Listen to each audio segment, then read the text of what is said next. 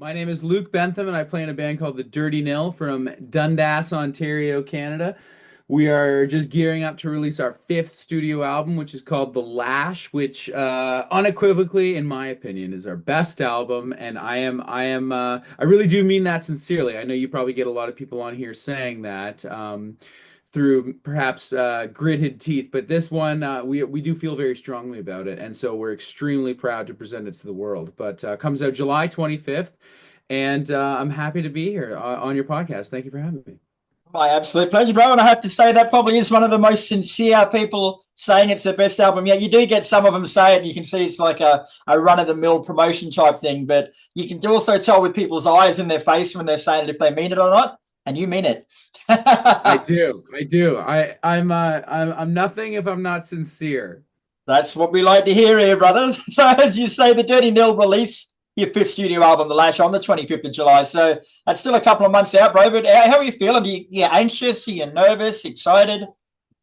I'm excited, and I think we've done this a few times at this point now, so I'm really focusing on the enjoyment of the entire process and the entire kind of timeline rather than um letting any kind of insecurity or any kind of fear kind of take a hold. Of course, you have concerns of just like, oh, Yeah. but if it's not something I can do anything about, then I just kind of throw it away. But we've got a pretty heavy touring schedule coming up, so that kind of keeps the mind pretty focused. But I'm really really excited to get it out there. I mean, it's we recorded it last year, so when you sit on it for a year, like Mm. you're stoked for people to hear it. Stoked to be able to play more of the songs live this summer and beyond, and yeah, just bring another slab of rock and roll music from the basement of Dundas to the world. Fantastic. Now, we'll get into this a little bit more later, mate, but the album's been called it's very personal, like it's been called a therapeutic album for yourself. So, because you're laying a lot more on the line this time, like, doesn't get a bit more anxious, I guess, in the lead up to it because you're letting some of yourself out there? Not really. I mean, I don't. I'm happy to describe or at least try and tap into feelings that I think we all feel, and I feel I at the risk of sounding too hallmarky or warm and fuzzy, like I like the opportunity to be able to connect with the less positive side of human experience that we all experience at certain times, and I think I feel pride to be able to kind of express some of that less than happy stuff. So can you tell us a bit more about the Lash from a musical point of view and what you were going for this time around? Yeah, so this one we definitely, in terms of the recording process, was much faster and more stripped back than what we've pretty much ever done before. We did it in 2 weeks with our friend down the street. Traditionally, we've worked with a producer named John Goodmanson from Seattle, who's an incredible producer with a huge resume of incredible albums. And this time we just did it with our friend down the street. So it was a very different process that way. But I would also say that we were kind of arranging the material during the album cycle for the last album. There wasn't a huge break or anything. And I think we were just really feeling confident as a band, and the material came together very naturally and easily. And I think that's part of the reason why I have such positive feelings about it, is because it wasn't a struggle. And sometimes getting a song together is a struggle and it takes a long time and a lot of effort, but I tend to enjoy the songs that just kind of present themselves a little bit more naturally. So this is an album pretty much made up of those type of songs. So does the fact that you only spent 2 weeks in the studio, does that mean that you haven't polished everything? It's like a lot more raw sounding? Yes, I think that with the amount of with the infinite amount of tools available for people in the recording studio, there is a tendency to let self-doubt creep in, and edit things and or make things keep making things better and keep making them better and trying to beat things and enforcing a bit more of a deadline, a fun deadline on ourselves, forces you to kind of run with it. We could have booked more time if we wanted to. Yeah. Even towards the end, if we were struggling, we could book some more days. But we wanted the challenge of being able to make it in a short amount of time and kind of get into the mentality of um of not editing things and Yeah. just and leaving in some of the scrappiness that we find exciting in the rock and roll records that we like. Yeah, nice. Now, to date, you've released the singles Gallop of the Hounds and Spider Dream, which are two different songs musically, but do they sum up the record as a whole sonically, do you think?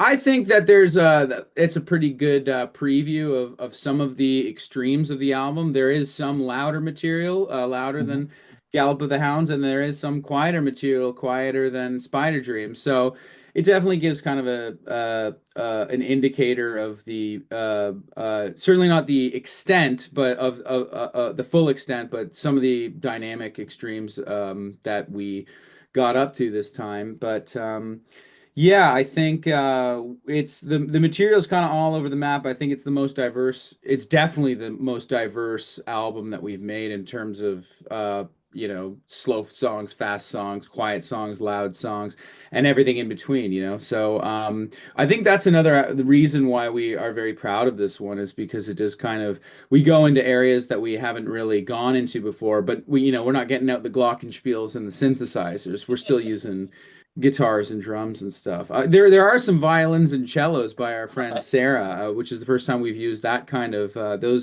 those instruments on any of our records. And yeah, it just we haven't really made an album that sounds like it, and so that's very exciting. And how did you go integrating the cello and the violin into your sound? Like, it's not as if you could just throw it in there willy nilly, you'd have to work at it, wouldn't you? Yeah, well, Sarah is just an absolutely incredible violin player, and there's a song on the album called "This Is Me Warning You."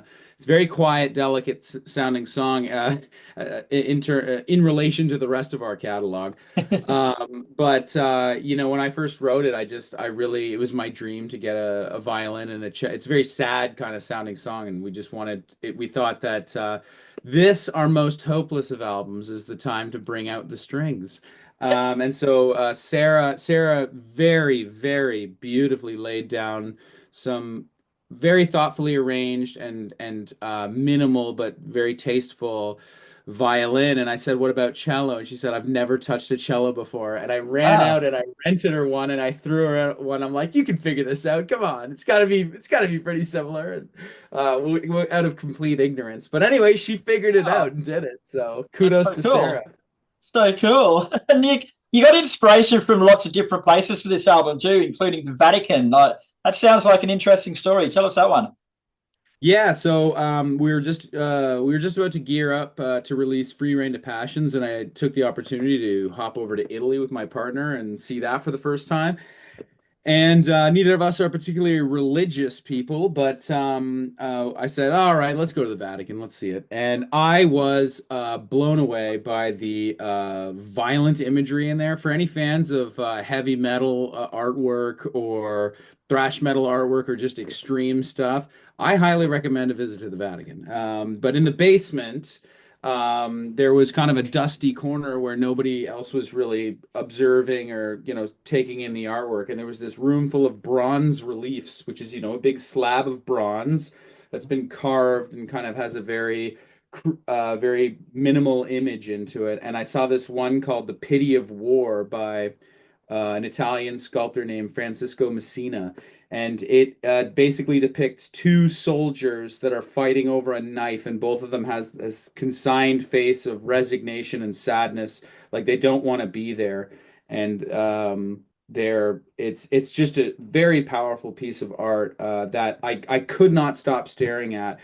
And I kind of just had that in my mind as we were making all of the music for this record. As I was sitting in my room writing the songs, as we were down in the basement arranging them, or bashing away, trying to jam out a new one, whatever. I just kept thinking of this image. Everybody loved it. We tried to get it as the cover of the album, but we got a cease and desist from the Vatican. So you know that's a new career highlight for me. But yeah, I mean it is. Don't tell the Vatican, but it is going on our deluxe edition. They can we'll wait on the paperwork from them. But yeah, so anyways, that visual imagery really kind of put the coal in my furnace musically.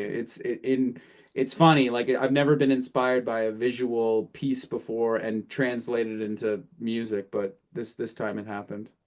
I got to agree with you, bro. Like I've been to the Vatican too, and I have not got one religious bone within 10 kilometers of my body. But there's something about that place. Like you walk in there and you can just feel something, whether it be history, whatever it is, it's got a feel about it, hasn't it? It certainly does, and Mm. some of the lesser known stuff. I mean, like, it's impossible not to, have some awe when you look at the Sistine Mm. Chapel. But I would highly recommend going off the beat. It's so massive. There's so much artwork Yeah. in there, so many artifacts.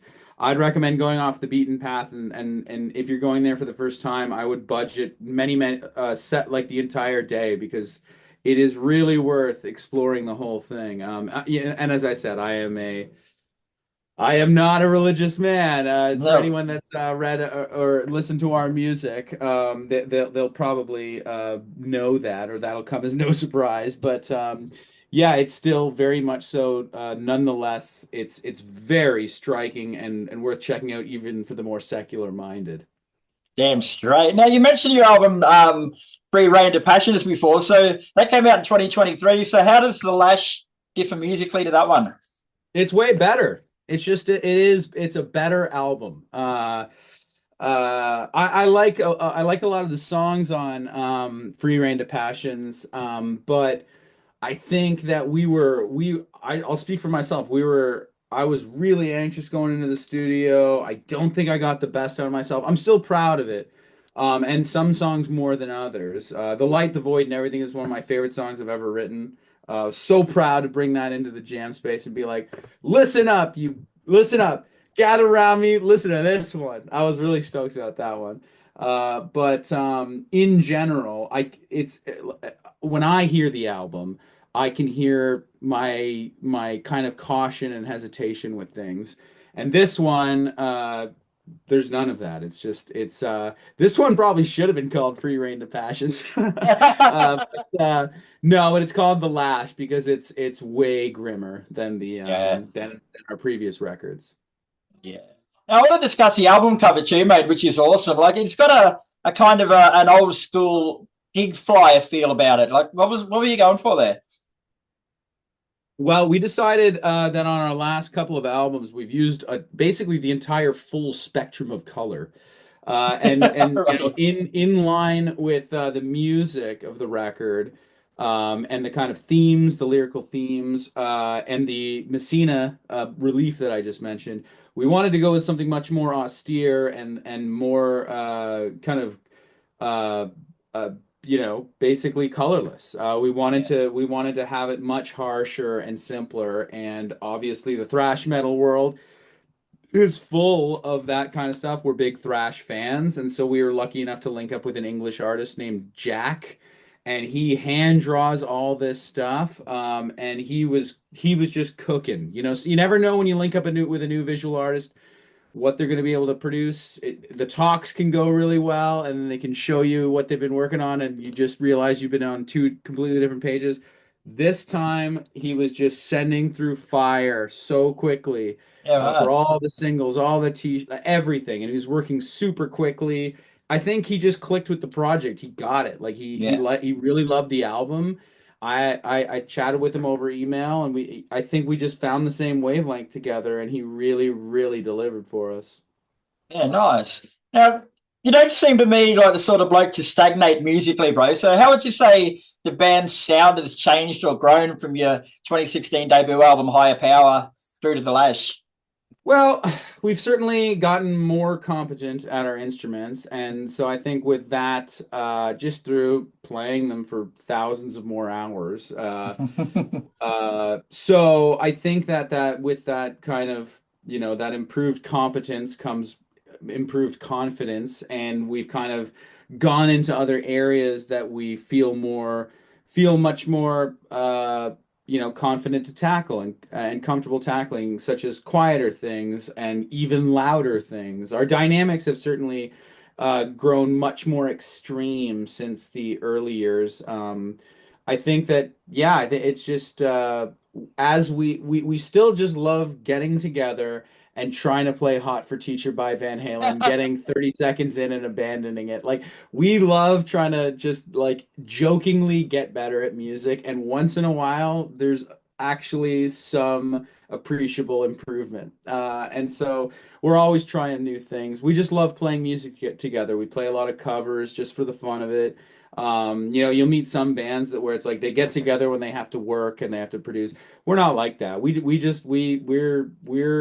as I said, a couple guys from a really small town in Canada who were one of the only bands in town growing up, and we grew up together playing songs, and we that's still what we do. We're 34 now, and we still just love it. That's it. And along those lines, bro, like, do you think you got much musical growth left in you, or do you think after 5 albums you pretty much found your sound? I think that we'll always keep moving. I mean, I think there are limits to what my mind can conceive of with a Les Paul Custom and a Marshall in terms of sound palettes. But I do think that there's always another banger. There's always another banger to be had, and I am forever going to post up my fishing rod into that hole and see what I can catch. Fantastic, Luke. Well, it's been a pleasure speaking with you, mate. The Lash is out July 25th. Sounds like a cracker so far, bro. Like I said earlier, I'm looking forward to hearing the rest of it. So best of luck. Well, thank you so much, and thanks for dedicating some weekend time, and I hope you have a great weekend.